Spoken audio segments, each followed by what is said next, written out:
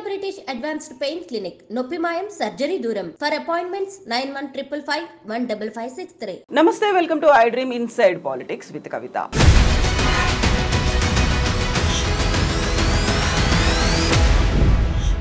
Phone tapping కేసు అనేది ఒక సంచలనం సృష్టిస్తోంది. అందులో భాగంగా మాజీ మంత్రి, ప్రస్తుతం సిద్దిపేట ఎమ్మెల్యే హరీష్ రావు మీద ఒక కేసు కూడా నమోదైంది పంజాగుట్ట పోలీస్ స్టేషన్లో. యాక్చువల్గా ఎందుకని ఫోన్ ట్యాపింగ్ కేసు పెట్టాల్సి వచ్చింది, అందులోనూ పర్టికులర్గా మాజీ మంత్రి హరీష్ రావునే ఎందుకు టార్గెట్ చేస్తున్నారు? హరీష్ రావు మాత్రం ఇదొక అక్రమ కేసు, తప్పుడు కేసు బనాయిస్తున్నారనే చెప్తున్నారు.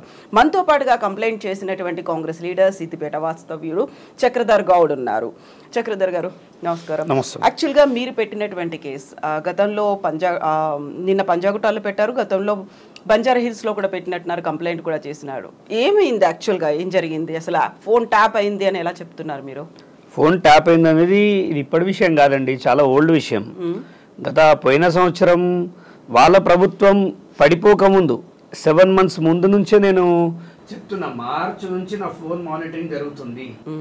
ఎందుకంటే టెక్నికల్ నాలెడ్జ్ ఉన్న వ్యక్తులం, మనం ఐఫోన్ వాడుతున్నాం, దాంట్లో యాప్స్ ఎట్లా మిస్బిహేవ్ చేస్తే మనకు తెలుసు. ఒక బగ్ ఎంటర్ అయిన తర్వాత దాంట్లో ఎలాంటి అంటే మనం ఇచ్చిన కమాండ్ కాకుండా దానికి అది ఆపరేట్ అవ్వడం చూసిన నేను చాలాసార్లు అనుకున్నాను, నా మాటలన్నీ లీక్ అవుతున్నాయి బయటికి, నా మనుషులకు బెదిరింపు కాల్స్ వస్తున్నాయి, నేను ఎవరితోటన్నా మాట్లాడితే ఆటోమేటిక్గా బయట రివీల్ అయిపోతుంది నా ప్లాన్స్ కానీ పొలిటికల్ థింగ్స్ ఏదైనా. దానికి అంటే కాల్ రికార్డింగ్ ఏదైనా అయ్యి ఉండొచ్చు కదా, అనేది ఎలా గుర్తించారు? గుర్తించవచ్చు ఖచ్చితంగా, ఫోన్ బిహేవ్ చేసేదాన్ని బట్టి ఉంటుందండి. ఇప్పుడు నేను క్రోమ్ ఆన్ చేయగానే ఆటోమేటిక్ కాపీ అయిపోతుంది, అంటే సంబడీ ఈజ్ దేర్ అనేది నాకు అర్థమైంది. నేను వెళ్ళే మూమెంట్స్లో నా భార్యను ఫాలో చేయడం, కార్లో బైక్ మీద ఫాలో చేయడం, నన్ను ఫాలో చేయడం, ఇదంతా మా ఇంటి బయట అన్నోన్ ఫేసెస్ని ఐడెంటిఫై చేశాం. ఏదో ఎవడో మనల్ని అబ్జర్వ్ చేస్తున్నాడు అనేది అర్థమైంది. ఒకరోజు ఈమెయిల్ రావడమే వచ్చేసింది యాపిల్ నోటిఫికేషన్స్ నుంచి, స్టేట్ స్పాన్సర్డ్ అటాకర్స్ మీ ఫోన్ని హ్యాక్ చేస్తున్నారు, మీకు ఆల్రెడీ మెయిల్ వచ్చుంటే మళ్ళా కూడా చెక్ చేసుకోండి, లాక్డౌన్ మోడ్ ఆన్ చేసుకోండి అని చెప్పారు. అది ఆన్ చేశాను. ఆన్ చేసినాక కొంచెం నియంత్రణ అనేది జరిగింది.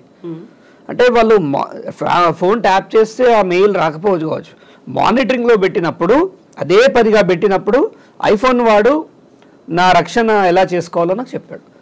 ఎందుకని మీ ఫోన్ని ట్యాప్ చేశారని మీరు అనుకుంటున్నారు? ఇప్పుడు నేను సిద్దిపేటలో అతనికి ఎదురు లేదు, ఫస్ట్ ఆఫ్ ఆల్ ఎదిరించేవాడు లేడు, అందరికీ కొట్లాడాలనే ధైర్యం ఉండదు ఫస్ట్ ఆఫ్ ఆల్.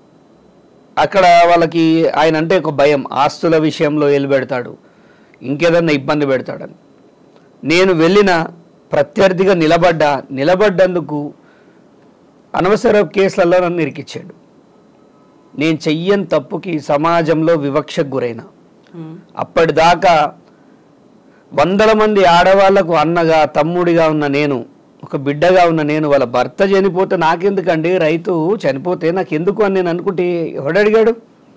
వాళ్ళ కుటుంబాలను ఒక వేదికపై పిలిచి, కేసీఆర్ గారు రైతులు ఇంతమంది చచ్చిపోతున్నారు, నార్మల్ రైతులకు రైతు బంద్ వస్తుంది, రైతు బీమా వస్తుంది, వీళ్ళకి ఏది రావట్లేదు, మీరు అసెంబ్లీ సాక్షిగా కౌలు రైతులకు మాకు సంబంధమే లేదని మాట్లాడుతున్నారు, ఇంతమంది చచ్చిపోతురని 2022 సెప్టెంబర్ 25 రోజున, బతుకమ్మ పండుగ రోజున ₹1 కోటి పంచాను.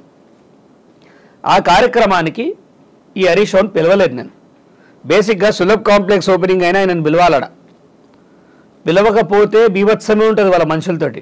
అంటే ప్రోటోకాల్ అనేది ఉంటుంది కదా అక్కడ.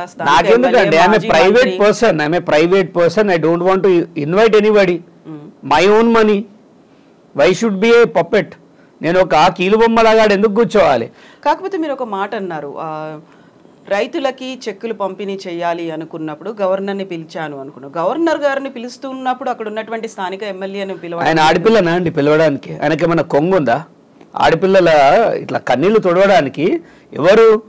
ఈ రాష్ట్రానికి ఒక అంటే గవర్నర్ని పిలిచినప్పుడు women, I'm doing women charity, అక్కడ ఉమెన్ కి నేను డబ్బులు ఇస్తున్నాను, నువ్వు ఓదార్చడానికి ఏమున్నాడా? అంటే మీరు ఎవరి ప్రభుత్వంలో చనిపోయారు? ఎవరి ప్రభుత్వంలో చనిపోయారు ఆ రైతులు. You are related with farmers, ఎలా ఫార్మర్స్ తో మీరు ఎలా అసోసియేట్ అయ్యారు, what you are doing? See నా సబ్జెక్ట్ ఫార్మర్స్ యాక్చువల్గా. When I was in inter standard, నేను ఇంటర్లో ఉన్నప్పుడు ఎన్ఎస్ఎస్ క్యాంప్కి వెళ్ళేవాడిని కాలేజ్ తరఫున. వెళ్ళడం అంటే గ్రామ ప్రాంతాల్లో పరిస్థితులు ఎలా ఉన్నాయి అనేది మనము చూసేవాళ్ళం. వాళ్ళ జీవన శైలి ఏంటి, వ్యవస్థలు ఎలా ఉన్నాయి. అప్పుడు చాలా వరకు నేను రైతు కుటుంబాలని దగ్గరగా చూసినా అవి నేను కొంత ఎఫెక్ట్ చేసినాయి. వాళ్ళతో ఇంటరాక్ట్ అయినప్పుడు ఒక 15 రోజులు వెళ్ళేవాళ్ళం క్యాంప్కి. అక్కడ వాళ్ళ బాధలు చూస్తుంటే ఒక రైతు అన్నం పెట్టేవాడికి అన్నం లేదా, మనం కొంచెం డబ్బు సంపాదించిన తర్వాత వీళ్ళకి ఏమైనా సాయం చేద్దాము. నేను ఎంత అండి 1986 బార్న్. ఈ టిక్టాక్లు ఇవేవి అప్పుడు తెలియదు, అటు ఇటు ఉన్నాం. ఒక మంచి విలువలతో స్కూలింగ్లో చేసిన నేను, అరే సమాజానికి ఏమైనా చేద్దాం, ఈ ఫారిన్ పోయి జల్సాలు చేసి దీనివల్ల ఏం రాదు, మన డబ్బు సమాజానికి ఉపయోగపడి ఒకటి బతుకుని మారుస్తుందంటే అది చాలా గొప్ప విషయం అని నమ్మిన నేను. సో అది సేవ చేయాలనుకున్నాను, చేశాను, చేస్తూనే ఉన్నా. ఎప్పుడైతే సిద్దిపేటకి వచ్చేవరకు ఒకరి అహం దెబ్బతినడం వల్ల ఇదంతా కార్యక్రమం జరిగింది. ఇప్పుడు అహం దెబ్బతినడం అంటే ఆయన ఇప్పుడు ఫస్ట్ టైం అయినటువంటి ఎమ్మెల్యే కాదు, ఫస్ట్ టైం అయినటువంటి మంత్రి కూడా కాదు, ఆల్మోస్ట్ 6-7 టైమ్స్ ఎమ్మెల్యేగా నిలిచాడు. ఆయన మీరు రావడం వల్ల ఏదో ఎఫెక్ట్ పడుతుంది, ఆయన అహం దెబ్బతింటుంది అని ఎందుకు అనిపించింది మీకు? అనిపించింది ఎందుకంటే మోనార్క్ ఐడియాలజీ ఉన్నవాడికి ఎవడు తెల్లబట్టేసినా నచ్చదు, ఆయన ముందు ఎవడన్నా నిటారుగా నిల్చున్నా నచ్చదు.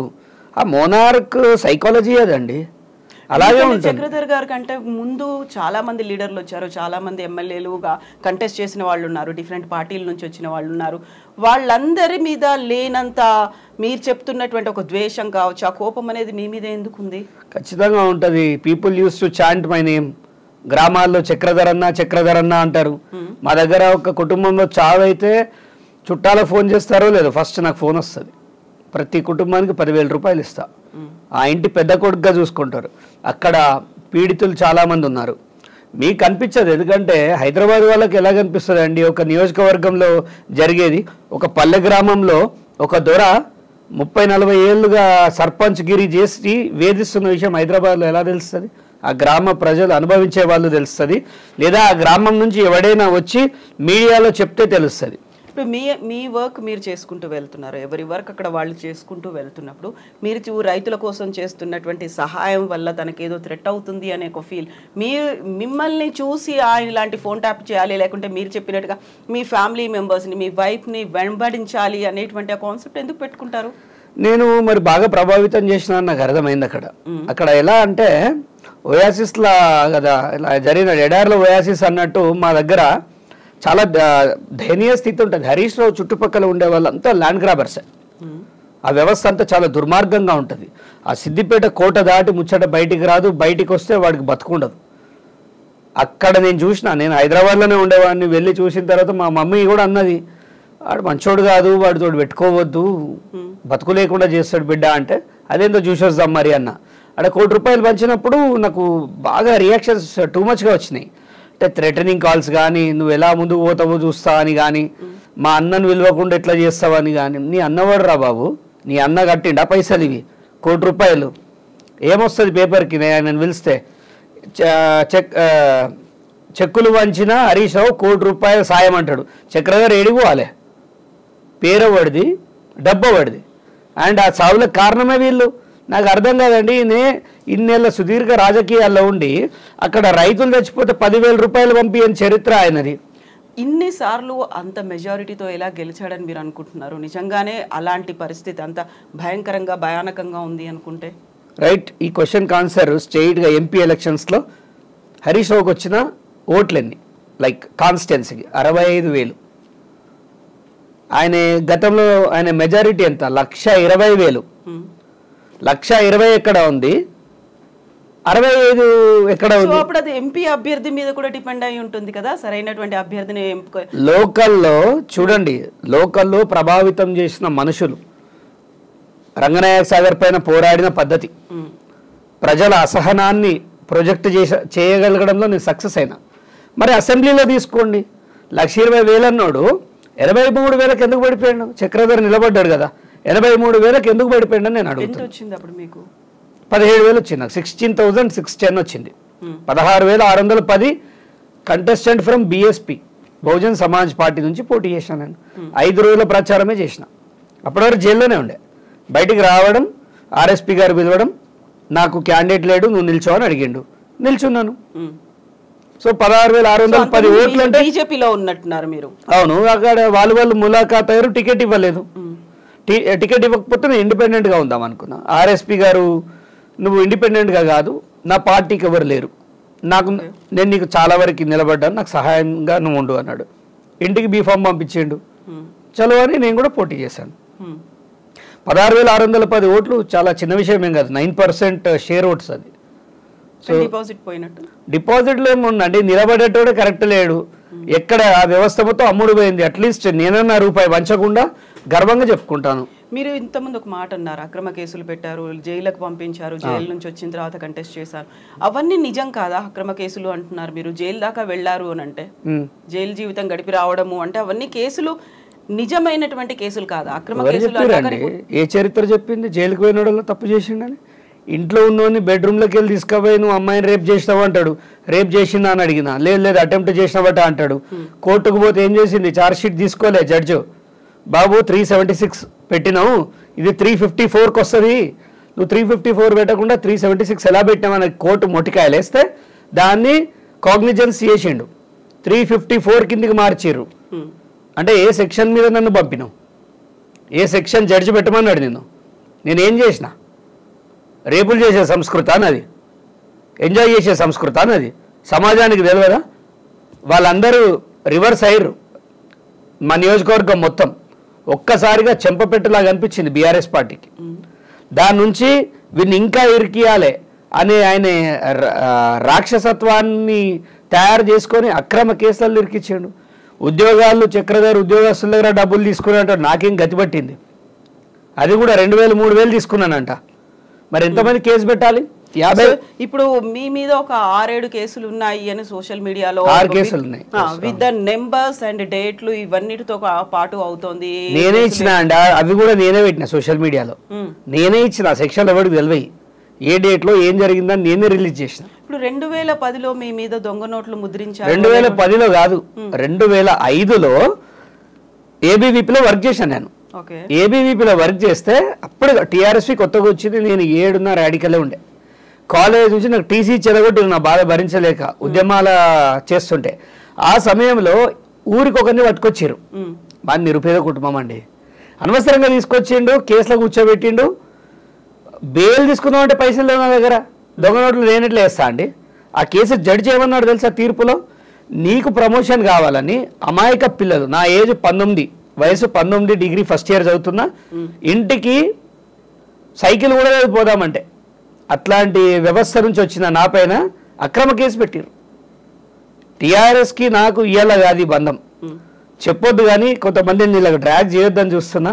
మాకు 2005 నుంచే మీ మీద టార్గెట్ పెట్టుకొని 6 అండి, 5 అంటే 6 కాదు, ఎగ్జాక్ట్లీ 6. 2006 నుంచి అంటే మీరు అప్పటికి డిగ్రీ ఫస్ట్ ఇయర్ లో, డిగ్రీ ఫస్ట్ ఇయర్ అప్పుడే మీ మీద అంత కోపం పెట్టుకుని టార్గెట్ చేశారా? నా మీద ఎందుకు కేసు పెట్టిర్రని నేను ఎక్స్ప్లెనేషన్ ఇచ్చుకోలేను. ఎందుకంటే దాదాపుగా 18 ఏళ్ళు అయింది. నేను ఆ కేసు అయిపోయే సమయానికి నా వయసు 21. 21 ఏజ్లో దొంగ నోట్ల కేసును కొట్టేయించే దమ్ము నాకు ఉందని మీరు అంటారా? 21 ఏజ్లో నాకు ఉద్యోగం లేదు, రోడ్ల మీద ఖాళీగా తిరుగుతున్నా, డిగ్రీ అయిపోయి ఏదన్నా ఉద్యోగం దొరుకుతుందేమో అని. హైదరాబాద్లో ఐసిఐసిఐ బ్యాంకులో పనిచేసా 3,900కి. అలాంటి వాడు కోర్టు ఫీజు, మా లాయర్ ఫీజు కట్టలేదండి ఇప్పటిదాకా. సో మీరు అన్నది అక్కడ పోలీస్ ఆఫీసర్ పెట్టుండొచ్చు, దాన్ని కూడా టీఆర్ఎస్ లీడర్. అప్పుడు ఆ కేసులో ఉన్న వాళ్ళని కొంతమందిని హరీష్ రావు తప్పించండు. తప్పించిన వాళ్ళు బతుకున్నారు, తప్పించుకున్నాడు కూడా బతుకున్నాడు. వాళ్ళు ఆ టీఆర్ఎస్కి సంబంధించిన వాళ్ళని ఒకరిద్దరిని పెడితే కూడా హరీష్ రావు ప్రభావితం చేసి తీసుకుపోయిండు. సో హరీష్ రావే కేసు పెట్టిండని నేను అనను, కానీ అన్యాయం అయితే నాకు జరిగింది. కాలేజ్లో నా రాడికల్గా ఉండడం వల్ల ఎవరికైనా నొచ్చుకుందా మరి ఏందో తెలియదు. ఆ తర్వాత 2-3 కేసులు అంటే మీరు చెప్పినటువంటి ఒక 6 కేసుల్లో రేప్ అటెంప్ట్ కేసు అనేది మీరు బీజేపీలో ఉన్నప్పుడు మీ ఫ్రెండ్ వైఫ్నే మీరు అటెంప్ట్ చేశారు అనే దాంతో పాటుగా ఫోటోలు, వెరీ లేటెస్ట్గా ఒక ముస్లిం లేడీ కూడా తను బాధపడుతూ తన హస్బెండ్ చూసుకోకపోతే నేనున్నాను అని చెప్తున్నట్టుగా నిన్న కూడా వచ్చాయి కదా వీడియోస్ అండి. ఆ రేప్ కేసులు ఉన్న అమ్మాయి, ఆ అమ్మాయి ఏడాది కిందట రిలీజ్ అయిన ఇది ఫిబ్రవరి అంటే 1.5 year బ్యాక్ వీడియోనే ఇప్పుడు మళ్ళీ రీపోస్ట్ జరుగుతుంది. ఆ అమ్మాయి ఇక్కడిది కాదు, ఒరిస్సానో అస్సామో. వాడు నా ఫ్రెండే కాదు. ఈ ఫ్రెండ్ అని ఇప్పుడు నేను మాట్లాడుతున్నాం, ఫ్రెండ్ అని అంటే అయిపోతుందా అండి? కాకుంటే ఇప్పుడు ఫోటోలతో పాటుగా రిలీజ్ చేశారు మీ ఫ్రెండ్ వైఫ్ అనేది ఒక ఫోటోలు. ఏం ఫోటోలు అని అడుగుతున్నా. మీరు కనెక్టివిటీ ఇవ్వండి నాకు. వాడు నా ఫ్రెండ్ అనడానికి అతను నా స్కూలా, నా కాలేజా తెలియదు. సోషల్ తెలియనప్పుడు హౌ కెన్ యూ క్లెయిమ్ చక్రగారు ఇతను నీ ఫ్రెండ్ అని మీరు ఎంత బలంగా ఎలా చెప్తారు? నాతో చదువుకోను. మీరు బీజేపీలో ఉన్నారు, తను కూడా బీజేపీకి చెందినటువంటి స్థానిక నేత. ఎవరన్నారు? దీంతో పాటుగా ఇంకొకటి ఈ స్పెక్యులేషన్సే ఒక కుటుంబాన్ని నాశనం చేస్తాయి. ఫస్ట్ మీరు తెలుసుకోండి ఏంటంటే వాడు నా ఫ్రెండ్ కాదు, నా క్లాస్మేట్ కాదు, నాతో వ్యాపారము చేయలేదు, ముఖ పరిచయం అంతే. నేను సేవ చేసిన దాంట్లో అతనికి మా ఏరియాకి సంబంధించిన వాడే. చిన్నప్పుడు నా బెస్ట్ ఫ్రెండ్ ఉండే హరీష్ అని, వాడి ఇంటి పక్కకు వీడు ఉంటాడు. వీడు బావా అని పిలుస్తాడు చిన్నప్పటికేలే, నా బెస్ట్ ఫ్రెండ్ కాబట్టి. వాడితోటి వాడు బావా అనడం మొదలు పెట్టిండు. సరే అనుకున్నాం, మాట్లాడుకున్నాం. వాడు బిఎస్పీలో బార్డర్ సెక్యూరిటీ ఫోర్స్ పనిచేసిండు. వాడు అక్కడ పనిచేసే క్రమంలో ఒక అమ్మాయిని మ్యారేజ్ చేసుకున్నాడు. ఆ పెళ్లి చూడలేదు, ఆ పిల్లను చూడలేదు. వాడు కష్టం వచ్చిందంటే అందరికి ఇచ్చిందంటే ఒక 30,000. వాడు అక్కడే ఎక్కడో ఉత్తరప్రదేశ్లో జాబ్ చేసినప్పుడు 30,000 వేసిన. మా భార్యకు సమ్ హెల్త్ ప్రాబ్లం వచ్చాయంటే 30,000 వేసిన. అది కాస్త వాడు ఉద్యోగం పోయి వాడు వ్యసనాలకు అలవాటై ఆ ఉద్యోగం పొడగొట్టుకొని ఇదే హైదరాబాద్లో దొంగ నోట్ల కేసులో దొరికిండు వాడు. అలాంటి చరిత్ర ఉన్నోడు చక్రధర్ దగ్గర డబ్బులు లాగాలి ఎలా అని సిద్దిపేటలో కొంతమందిని కాంటాక్ట్ చేసినప్పుడు ఎవడైతే బాగుంటాడని సెర్చ్లో ఉన్న బీఆర్ఎస్ పార్టీకి వీడు దొరికిండు. సో ఆ భాగంగా కేసు పెట్టిరు. దాన్ని రేప్ చేసినాము, రేప్ చేయలే అని చెప్తారు, అటెంప్ట్ అంటారు. ఎందుకు రేప్ చేసామంటే సాక్ష్యాలు కావాలి. దీంతో పాటుగా ఇంకెవరినో కూడా వెంబడించారు, ఆటోలో వెళ్తున్న వాళ్ళని మీ కారులో వెంబడించి కొట్టారు అనేటువంటి వీడియోస్ కూడా తిరిగాయి సార్. వీడియో ఉందా అండి? సోషల్ మీడియాలో తిరిగాయి కదా. ఏ ఆటోలో లేదు, అన్ని అక్రమ కేసులు. బాచుపల్లి పోలీస్ స్టేషన్లో అనవసరం దానిలో నా ఎఫ్ఐఆర్లో ఇరికిచ్చిర్రు. నేను తలుచుకుంటా సీఏ ఉద్యోగం పోతుంది కానీ పిల్లలు కలిగినోడని వదిలేసిన. మా అడ్వకేట్ చెప్పిండు ఒక కేసు పెట్టు ఇమ్మీడియట్గా వాడి ఉద్యోగం పోతుందంటే పోనీ సార్, వ్యవస్థలో ఓ దుర్మార్గుడు చేయిస్తున్న చర్యలో ఆడు పావు. అలాంటి సీఏలను ఎంతమందిని మనం ఆగ్రహిస్తాం, వదిలేయండి అని చెప్పిన. సో ఇప్పుడు ఇన్ని రకాల కేసుల గురించి మాట్లాడుకున్నప్పుడు అన్నిట్లలోనూ చక్రధర్ గౌడ్ని ఒక విక్టిమ్ చెయ్యాలి, లేకుంటే ఆయన్ని జైలుకు పంపించాలి అనేది అంత పర్సనల్ గ్రడ్జెస్ మీ మీద ఎందుకు పెంచుకోవాలనుకున్నారు? ఎందుకు పెరిగింది అనుకుంటున్నారు? ఎందుకు పెరగద్దని మీరు అనుకుంటారు చెప్పండి. ఒక నిరంకుశంగా చక్రవర్తిగా ఒక స్టేట్కి సెకండ్ సీఎం హోదాలో ఉండి ఎవరినైనా శాసించేంత దమ్మున్నోడిని ఒక చిన్న పిల్లోడు వచ్చి పిచ్చిగా ఇబ్బంది పెడుతుంటే ఆడి ఈగో దెబ్బది కదా. ఆ కిందున్న ఆయన చెంచాగాళ్ళు అన్నా నిన్ను ఇట్లా చేస్తుండు, అన్నా నిన్ను అట్లా చేస్తుండు అని ఎగేసిన కొద్దీ ఎలాగైనా వీళ్ళని మట్టు పెట్టాలని ఆయన తెలివితేటలు మీద ప్రదర్శించిండు. బట్ అవన్నీ వర్కౌట్ కాలే. అవన్నీ వర్కౌట్ అయితే మేము ఉన్నట్టు ఇలా ఉండేవాని కాదు. ప్రజలు తిప్పికొట్టిరు. చక్రధర్కి ఆడోళ్ళ షోకు ఉంటే డబ్బులు ఎందుకు పంచుతాడండి? ఏ దుబాయ్ పోయి ఎంజాయ్ చేస్తాడు అనేది సింపుల్ లాజిక్. కానీ ఆ తత్వం లేదు. నేను ఇప్పటిదాకా ఫారిన్ పోలేదు, నా పాస్పోర్ట్ ఇస్తా చెక్ చేయండి. విలాసాలు చేయాలంటే నాకు ఎవడడ్డు మీరు చెప్పండి.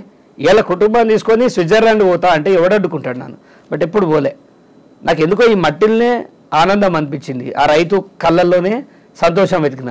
మీరు అంటారు నీ ఒక్కరి మీద ఎందుకు టార్గెట్ చేయాలంటే ఎగ్జాక్ట్లీ సిద్దిపేటలో ఎవరిని అడిగినా చెప్తాడు నా లెక్క 100 మంది టార్గెట్ అయినారు. బట్ నా అంత ఒకటి ఫోకస్ కాలే, గడప దాటి బయటికి రాలే. కుటుంబం ఉంది, పిల్లలు ఉన్నారని ఆలోచించారు, భయభ్రాంతులకు గురయ్యారు, ఆస్తులు సీజ్ చేస్తారేమో అని భయపడ్డారు. నాది కూడా 10 కోట్ల ఆస్తి సీజ్ చేసారు, భయపడ్డానా? సో ఇప్పుడు ఎందుకు బయటకు వచ్చారు మరి మీరు? ఎప్పుడో బయటకు వచ్చినా అండి. మీరు నా ఫేస్బుక్ అకౌంట్ ఇస్తా, నా ఇన్స్టాగ్రామ్ అకౌంట్ ఇస్తా, ప్రతిరోజు నేను పబ్లిక్లోనే ఉన్నా. ఒక ఛానల్లో విన్నా 3 ఏళ్ల తర్వాత కేసు పెట్టిండని. బాబు ఏమేమి మాట్లాడతారు, మీడియా కొంచెం సబ్జెక్ట్లో చెక్ చేసుకోవాలి. చక్రధర్ ఏం చెప్పిండు, మనం ఏం క్వశ్చన్ అడుగుతాను. ఎందుకంటే దానివల్ల అబాస్పాల ఏది క్వశ్చన్ అడిగేవాళ్ళే. మా నియోజకవర్గం మొత్తం క్లారిటీ ఉంది. చక్రధర్ ప్రజల్లో ప్రతిరోజు ఉంటాడు. నేను ప్రతిరోజు కొట్లాడుతున్నా హరీష్ రావు పైన. ఒకరోజు కాదు, ఇది లాంగ్ ఫైట్. ఇది నేను ఆ ప్రభుత్వంలో ఉండి కొట్లాడినా. ఎంత గట్స్ ఉండాలండి. కేసీఆర్ ప్రభుత్వం ఒక నిరంకుశ ప్రభుత్వం, నోరు తెరిచిన ప్రతి వారిని తొక్కి పారేసిన ప్రభుత్వం అది. ఇప్పుడు మీరు ఎఫ్ఐఆర్ అంటే మీరు వెళ్ళి పోలీస్ స్టేషన్లో కంప్లైంట్ అనేది చేశారు. ఇటు అప్పటి మంత్రి హరీష్ రావు మీద, ఆ తర్వాత రాధాకృష్ణరావు గారి మీద వచ్చినటువంటి రెస్పాన్స్ ఏంటి? రిప్లై ఏమి ఇచ్చారు? పోయి చెప్పగానే కేసు పెట్టేయలేదు. వాళ్ళు వీడు ఇన్ని రోజుల నుంచి ఎందుకు అరుస్తుండు, డీజీపీ దగ్గరకు పోతాడు, ఆడ పోయి హైకోర్టులో రిట్ పిటిషన్ వేస్తుండు, అసలు ఇతను ఏంది అని నా character everything from the very scratch నుంచి తీసుకున్నారు. తీసుకుంటే హీ గాట్ ఎఫెక్టెడ్ అనేది వాళ్ళకి అర్థమైపోయింది. సో అందులో మీ మీద ఉన్నటువంటి 6 కేసుల గురించి కూడా మాట్లాడారా వాళ్ళు? పోలీసులు అడిగారా? ఖచ్చితంగా అడిగారు. చక్రధర్ నువ్వు లేవని ఎందుకు చెప్పాలంటే ఉన్నవనే దానికి ఒక సాక్ష్యం ది అని అడిగిన. ఇప్పుడు ఒక కేసు పెట్టిరండి, ఇప్పుడు మీ స్టూడియో ఉంది, చక్రధర్ ముంచిండి అనుకోండి, ఓ 50,000 మందిని అని చెప్పారు. యాక్చువల్గా మీడియాలో అయితే రోజు అదే మీడియాకి ఒకవేళ నా ఫోటో రోజు వేయించుకోవాలంటే ఒక 10 కోట్లు ఖర్చు అవుతుంది. 10 కోట్ల ఖర్చు లేకుండా నాకు ఫ్రీ పబ్లిసిటీ టీ న్యూస్ వాడు రోజు ఒక ఫోటో వేసిండు. సో నేను చేస్తే తప్పు 50,000 మందిలో ఒక 50 మందిని ఎందుకు తీసుకురాలేకపోయారు అన్న క్వశ్చన్. నువ్వు చార్జ్ షీట్ తయారు చేసావు కదా. డిఫరెంట్ స్టేట్స్ వాళ్ళు కూడా ఉన్నారు బాధితులు అనేది, తమిళనాడు కర్ణాటక నుంచి కూడా అందులో ఉన్నారు. మరి హైదరాబాద్ ఎట్లా కేసు పెట్టిండు? వాళ్ళందరూ ఉంటే వాళ్ళు ఏమన్నారు, ఇక్కడ తప్పు చేస్తే దొరుకుతాడని పక్క స్టేట్లో చేసిండు అన్నారు. మరి పురాణా పూలోడు ఎక్కడోడు, శ్రీనగర్ కాలనీోడు ఎక్కడోడు, వీళ్ళు ఎట్లా వచ్చారు? పోనీ ఇప్పుడు మీ స్టూడియోలో ధైర్యంగా నేను సవాలు విసురుతున్నా, ఆ పొడగొట్టుకున్న వాళ్ళని మీరు ఫైండ్ అవుట్ చేసుకొచ్చి ఒక స్క్రీన్ షాట్ చూపించండి. లైఫ్లో రాజకీయాల జోలికి రాను, హరీష్ రావుకి ముక్కు నేలకు రాసి బహిరంగ క్షమాపణ చెప్తా. నాకు డబ్బులు వేసినట్టు ఒక స్క్రీన్ షాట్ అయితే ఉండాలి కదండి కేసు పెట్టినప్పుడు. అడుగుతున్నా. సో ఇప్పుడు ఇవన్నీ అక్రమ కేసులు వరుసగా హరీష్ రావు మీద పెడుతున్నారు అంటూ ఆయన కూడా ఒక 5-6 ఇన్సిడెంట్స్ని చెప్పుకుంటూ వచ్చారు. అందులో భాగంగానే ఇంకొక ఎక్స్టెన్షన్ నిన్న పంజాగుట్టలో మీరు పెట్టినటువంటి కేసు, అక్రమ కేసులు, తప్పుడు కేసులు అనేవి పెడుతున్నారు అనేది, వీటి వెనకాల సీఎం రేవంత్ రెడ్డి ఉన్నారు అనే మాట. ఇప్పుడు చీమను నలపడానికి మనిషిని చంపడానికి చాలా తేడా ఉంది. ఆయన బేగ బజార్లో ఇదైంది అదైంది అవన్నీ వెరీ పిట్టి కేసెస్, పెనాల్టీతో పోయే కేసెస్ అవి. ఆయన చెప్పే కేసులు ఏవైతున్నాయో, ఫోన్ ట్యాపింగ్ అనేది దేశ భద్రతకు సంబంధించిన విషయం. ఇవాళ ఈ రాష్ట్రంలో మాత్రమే వాట్సాప్ కాల్స్ వాడుతున్నారు. నార్మల్ కాల్ మాట్లాడితే ఒక సామాన్యుడు కాలేజ్ చదువుకునే పిల్లలు కూడా వాట్సాప్ కాల్ అనే కాడికి వచ్చింది. అభద్రతాభావం ప్రతి మనిషిలో. Right to speech, right to leave, ఈ 2 ఫండమెంటల్ రైట్స్ కాల రాసిన ప్రభుత్వం వాళ్ళది. ఏ రాష్ట్రంలో ఉందండి వాట్సాప్ కాల్స్? మన రాష్ట్రంలో ఉన్నట్టు సామాన్యుడు కూడా వాట్సాప్ కాల్ ఎందుకు మాట్లాడుతుండు? నార్మల్ కాల్ మాట్లాడచ్చు కదా, ఇంటర్నెట్ కాల్. మీ వెనకాల రేవంత్ రెడ్డి ఉండి కావాలని చేయిస్తున్నారు అనే మాట ఉంటే మంచిగా ఉండదు. నాకు కూడా ఊరికి అనిపిస్తుంది కానీ ఉండరు కదా వాళ్ళు, పాపం లేరు, ఎవరు లేరు. కాంగ్రెస్ లీడర్ అయినందుకు ఒక చక్రధర్ గారు, నాకు ఒక డౌట్. ఇప్పుడు ఒక పర్సనాలిటీ 6 సార్లు 7 సార్లు ఒక ఎమ్మెల్యే అయ్యారు, 2 సార్లు మంత్రి అయ్యారు, 2-3 సార్లు మంత్రి అయ్యారు. అలాంటి ఒక పర్సనాలిటీ మీద మీరు ఫైట్ చేస్తున్నారు, ఆయనకు అగేన్స్ట్ గా ఫైట్ చేస్తున్నారు అంటే మీకు ఒక సపోర్ట్ అనేది సీఎం రేవంత్ రెడ్డికి ఇస్తే బాగుంటుంది అనేది అనిపించలేదా? ఇప్పుడు రేవంత్ రెడ్డి గారు సీఎం మీద ఫైట్ చేసారు. ఎవరి మీద? మన కేసీఆర్ మీద, ఎక్స్ సీఎం మీద. ఆయన ఇంకోరున్నారు, తీన్మార్ మల్లన్న ఉన్నాడు, కొట్లాడిండు, జైలుకు. ఆయన ఇంకోడున్నాడు, ఎవరో ఉన్నారని పోరాడేవాడు ఫైటర్ కాదు. ఎవడో ఫండింగ్ చేస్తే కొట్లాడేటోడు పెయిడ్ ఆర్టిస్ట్. చక్రధర్ సొంతంగా ఇప్పుడు మీ స్టూడియోకి వచ్చిన గన్మెన్స్ ఉన్నారా? నాకు ఒకటే కార్లు వచ్చిన. మరి ఇట్లా తిరిగే వాళ్ళైతే ఒక 10 మందిని సెక్యూరిటీ పెట్టుకొని తిరగాలి.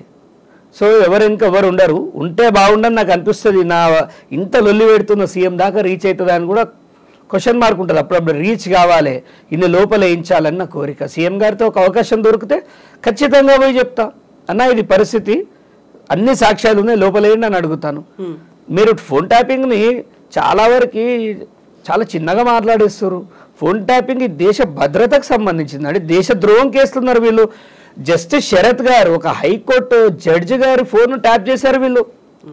ఇప్పుడు ఆయన విదేశాలకు పారిపోతాడు అనే ఒక మాట మీరు నిన్న ప్రెస్ మీట్లో అన్నారు. ఎందుకని ఆయన ఆలోచన చేస్తున్నారు మీకు అనిపించింది? ఇప్పుడు ఆయన తీసుకోలేడు నాకు తెలిసి. నేను అనుమానం వ్యక్తం చేసిన. ఇప్పుడు నా పాస్పోర్ట్ సీజ్ చేసిర్రు కేసులా, నేను పారిపోతున్నా అంటే ప్రికాషన్.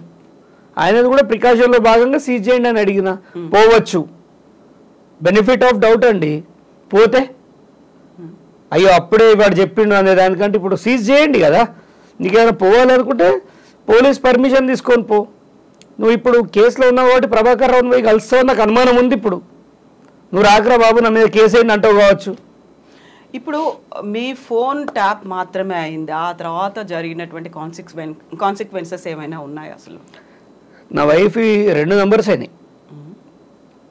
నా డ్రైవర్ది అయింది, మా బ్రదర్ది అయింది, మా బావమారిది అయింది, మా అల్లుడిది అయింది, నాతో క్లోజ్గా తిరిగి వెళ్ళలేదు, మా మదర్ది అయింది. జాబ్ ఫ్రాడ్ అంటే మా అమ్మకి ఏం తెలుసా అండి, సంతకమే పెట్టరాదు మా అమ్మకి. మా అమ్మ కూడా జాబ్ ఫ్రాడ్ చేసిందని కేసు పెట్టిండు. మా చెల్లె పిల్ల ఎక్కడో ఉన్నది పాపం, ఆమెను పెట్టిరు, వాళ్ళ బ్యాంక్ అకౌంట్లు సీజ్ చేసారు. ఏంటి అంటే కుటుంబాన్ని కూడా ఇబ్బంది పెడితే తట్టుకోలేక మానసికంగా కుంగిపోయి ఐదర్ వీడు తగ్గకున్నా వాళ్ళు ఉరేసుకుంటారు, మేము చచ్చిపోతామని బెదిరిస్తామో తగ్గుతాడేమో అని వాళ్ళని కూడా ఇబ్బంది పెట్టారు. ఇప్పుడు ఓన్లీ హరీష్ రావేనా లేకుంటే మీ ఫోన్ ట్యాప్ లో ఎవరెవరు ఇన్వాల్వ్? రాధాకృష్ణరావు ఉన్నాడు ఖచ్చితంగా. నాకు ఆయన కళ్ళల్లో కనిపించింది. మేము మాట్లాడుకునేటి అన్నీ ఆయన ఫోన్లో చెప్పేసిండు. ఆయన కాల్ చేస్తారా మీకు? డైరెక్ట్ తీసుకుపోయారు కదా, మా డోర్లు వలగొట్టి ఎత్తుకపోయారు మమ్మల్ని రాత్రి నన్ను, నా భార్యని, మా బావ మారిది అందరిని ఎత్తుకపోయి వెస్ట్ జోన్ టాస్క్ ఫోర్స్ పెట్టి నిన్ను చంపుతే కూడా అడిగేటోళ్ళు లేడు నన్ను అని చెప్తాడు. పైసలు డిమాండ్ చేస్తారు వాళ్ళ మనుషులు, 30 లక్షలు ఇవ్వాలని. జైలు పోకముందు ఒక మాట అన్నాడు, ఇప్పటికైనా ఓకే అంటే నీకు మంచి భవిష్యత్తు ఉంది బీఆర్ఎస్లో, ఆలోచించుకో తప్పిస్తా అని మాట్లాడిండు. సో బీఆర్ఎస్లో చేరమని చెప్పారు, చెప్పిండు. జైల్లో కూడా చెప్పారు, జైలర్లు కూడా చెప్పారు. బ్రెయిన్ వాష్ అనేది జైల్లో కూడా జరిగింది. నాకు చూడు ఎంత ఇబ్బంది పడుతుంది, అవసరమా హరీష్ రావుతో పెట్టుకోవడం అని. జైల్లో నాకు కాల్స్ అందరూ రికార్డ్ చేసారు. ఫోన్ ఉంటుంది లోపల, గవర్నమెంట్ ఫోన్. ఆ కాల్స్ మాట్లాడుతుంటే థర్డ్ పార్టీ వినేవాడు. ఇంత ఇబ్బంది ఉండేది. వాష్రూమ్ పోతా ఉంటే కూడా జవాన్ ఇచ్చి పంపేవాళ్ళు. జైల్లోనే కదా నువ్వు ఉన్నది, పారిపోతామా అంటే మానసికంగా ఇబ్బంది పెడితే కదా ఒక మనిషి ఇంత దూరం వచ్చిండు. ఇప్పుడు ఏమైనా ఎలక్షన్స్ ఉన్నాయా హరీష్ రావుని కొడితే ఎమ్మెల్యే కావడానికి? 4 ఏళ్ళు ఉన్నది కదా. Why I'm fighting for my pride, my respect. నా ఇజ్జత్ కచరా చేసినావు సమాజంలో, దానికి పాలిటిక్స్కి సంబంధం లేదు. నేను బీజేపీలో ఉన్నప్పుడు పెట్టిన కేసు అండి ఇది, అప్పుడు ఇచ్చిన లొల్లి ఇది. ఇక కాంగ్రెస్ పార్టీకి ఎలా ఆపాదిస్తారు మీరు? సో తనకు కూడా ఏం సంబంధం లేదని అంటున్నారు కదా హరీష్ రావు. ఎవరు? హరీష్ రావు. సాక్ష్యాలను ఇచ్చిన, ప్రూవ్ చేసుకోమని కోర్టులో ఇలా మీద పెట్టినావు, నేను లేదని ప్రూవ్ చేసుకుంటున్నా కదా. నువ్వు కూడా ఆరోపిస్తూనే ప్రూవ్ చేసుకో. నీ చరిత్ర మొత్తం నీ సహచరులు చెప్పిర్రు. Who is Radhakishan Rao? Extension మీద వచ్చిండు. రిటైర్మెంట్ అయిన తర్వాత 2 ఏళ్ళు పొడిగించి చేయడానికి ఏం పొడిసిండని అడుగుతున్నా. రాష్ట్రంలో ఎంత పెద్ద కేసులు పట్టిండని ఆ ముసలితలకి ఆయన తీసుకొచ్చి నువ్వు అక్కడ కూర్చోబెట్టి యంగ్ ఆఫీసర్లను కాకుండా ఎందుకు నువ్వు రాధాకృష్ణరావుని చూస్ చేసుకున్నావు? ఎందుకు ఎస్ఐబి చీఫ్గా ప్రభాకర్ రావుని పెట్టినావు, ప్రణీత్ రావుని పెట్టినావు? మొత్తం రావులనే ఉన్నది కదా రాజ్యం అంతా. మీరు చెప్పండి, కనిపిస్తలేదా? కొంచెం ఆలోచన ఉన్న వాళ్ళకి ఈ అల్లికి ఒకటి చాలు. సో మీరు ఇప్పటిదాకా చెప్పిన దాన్ని బట్టి కేవలం చక్రధర్ గౌడ్ మాత్రమే ఉన్నారా, ఇంకెవరైనా ఉన్నారా ఫోన్ ట్యాపింగ్ లో హరీష్ రావు కావాలని చేశారు అంటే? ఆయన నియోజకవర్గంలో ఆయనను బెంబేలెత్తిచ్చిన మనిషి నేనే. ఆయనంతా హింస పెట్టింది నేనే. నువ్వు పని చెయ్యట్లేదు, నువ్వు కమిషన్లు తింటున్నావు అని ప్రశ్నించింది నేనే. ఆడెవ్వడు ప్రశ్నించేవాడు లేడు. ఉన్నా కానీ వాళ్ళని బతకనివ్వలేదు, మానసికంగా చంపేసిండు. కానీ వాళ్ళందరి మానసిక బలం నాకు అండగా నిలిచారు. వాళ్ళు బ్యాకప్లో మేమున్నాం, నువ్వు పో అని వాళ్ళ ధైర్యం, వాళ్ళ సహాయం నాకు అందింది. నిజాయితీగా పనిచేయాలి అనే ఒక వ్యవస్థ ఉంటుంది కదా, ఆ వ్యవస్థ నా వెనక నిలబడ్డది, బలంగా నిలబడ్డది. అందుకే ఈ మాత్రం పోరాడగలిగిన. సమాజంలో చెడు కొంతే ఉంటుంది, మంచి ఎక్కువ ఉంటుంది. ఆ మంచి నా వైపు అండగా నిలబడడంతో ఈ మాత్రం వచ్చిన. ఇవాళ ఆయన దగ్గర అబాస్పాలు చేస్తే నాకు వచ్చేది ఏముంది మీరు చెప్పండి? లైఫ్ థ్రెటన్ కాదా నాకు? అదే అంటున్నాను. ఇలా తిరగగలుగుతున్నారు అంటే నిజంగా అంత మిమ్మల్ని భయపెట్టాడు, లేకుంటే మిమ్మల్ని థ్రెట్ చేశారు, ఫ్యామిలీని కూడా బెదిరించారు అనుకున్నప్పుడు మీరు తిరుగుతున్నారు కదా బయట. అది అతాపతాలు ఏదో చంపుతారు కావచ్చు. నాకేమన్నా అయితే రైతులు అనేది ఒక ఆరా ఉంది, ఆయన చరిత్రను తుడిపేస్తుంది ఆ ఆరా.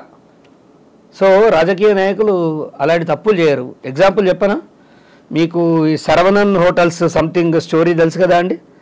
ఆయన ఒక అమ్మాయిని ఆశపడ్డాడు, ఆ అమ్మాయి భర్తను చంపేసిండు తన కోసం. చివరికి ఏమైండు? తనే చచ్చిపోయిండు. ఆయన తలుచుకుంటే ఈ అమ్మాయిని చంపాలంటే చంపకపోదా? కానీ దానివల్ల పరిణామాలు ఏముంటాయో అతనికి తెలుసు. ఒక తప్పు చేసిండు, రెండో తప్పు చేయడానికి ఆలోచించాడు. చంపడం అంటే దాని తర్వాత జరిగే పర్యవసానాలు ఏంటంటే వాళ్ళ వ్యవస్థనే కూలిపోతుంది. సో ఆ లౌక్యం ఉంది హరీష్ రావుకి, ఆ తప్పు చేయలే. ఇంకా ఆ తప్పు చేస్తుంటే హరీష్ రావు అనేటువంటి ఉండకపోదు ఇంకా. Yes, thank you so much Chakradhar గారు. థ్యాంక్ యూ అండి. ఫర్దర్ డెవలప్మెంట్స్ మీద మళ్ళీ మనం మాట్లాడుకుందాం. Thank you. నమస్తే. Thank you.